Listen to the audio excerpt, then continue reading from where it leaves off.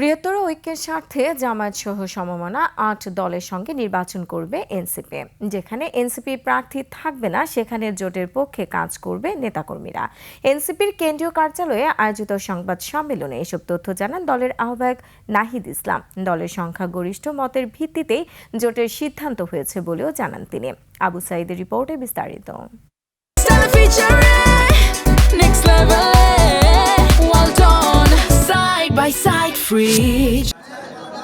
কয়েকদিন ধরেই দেশের রাজনৈতিক অঙ্গনে আলোচনায় এনসিপি। জামায়াতের সঙ্গে নির্বাচনী জোট গঠন নিয়ে আলোচনার মধ্যেই ভিন্নমত পোষণ করে চিঠি দেন ৩০ নেতা। পদত্যাগও করেন কেউ কেউ। এমন প্রেক্ষাপটে রোববার সন্ধ্যায় এনসিপির কেন্দ্রীয় কার্যালয়ে সংবাদ সম্মেলনে মুখোমুখি হন এনসিপি নেতৃত্ব। এ সময় জামায়াতসহ সমমনা ৮ দলের সাথে জোট করার ঘোষণা দেন এনসিপির আহ্বায়ক। তিনি বলেন, বৃহত্তর ঐক্যের স্বার্থে ৮ দলের সঙ্গে নির্বাচনী সমঝোতা।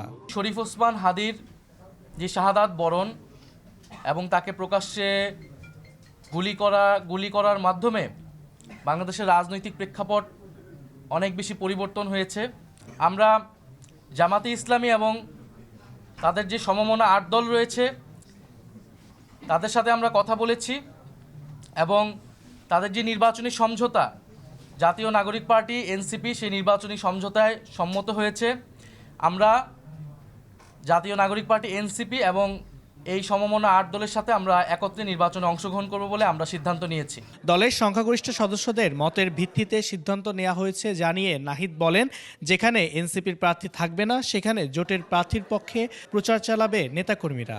সমঝোতায় আমাদের যে প্রার্থী তারাই নমিনেশন ফর্ম জমা দিবেন এবং সারা বাংলাদেশে আমরা একত্রে নির্বাচনে অংশগ্রহণ করব এবং জাতীয় নাগরিক পার্টি এবং তাদের সহযোগী সংগঠন গণভোটের পক্ষে ক্যাম্পেইন করবে এবং যেখানে আমাদের প্রার্থী থাকবে না সেখানে অন্য যারা প্রার্থী থাকবেন এই সমঝোতা তাদেরকে সহায়তা করবেন, তাদের পক্ষে ক্যাম্পেইন করবেন। গণ অভ্যুত্থানের আকাঙ্ক্ষা, সংস্কার, বিচার ও আধিপত্যবাদ বিরোধী, দুর্নীতি বিরোধী অবস্থান বজায় রাখার অঙ্গীকার করে নাহিদ জানান, জামায়াতের নেতৃত্বাধীন ৮ দলের জোটের সাথে আদর্শিক কোনো ঐক্য হয়নি, নির্বাচনী সমঝোতা হয়েছে।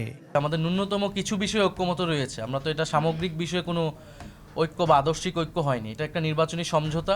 সোমবার জোটের সঙ্গে আসন বিষয়ে সমঝোতা চূড়ান্ত হবে। এর পক্ষে আমরা সবাই মিলে কাজ করব। আবু সাঈদ, ২১ টেলিভিশন, ঢাকা।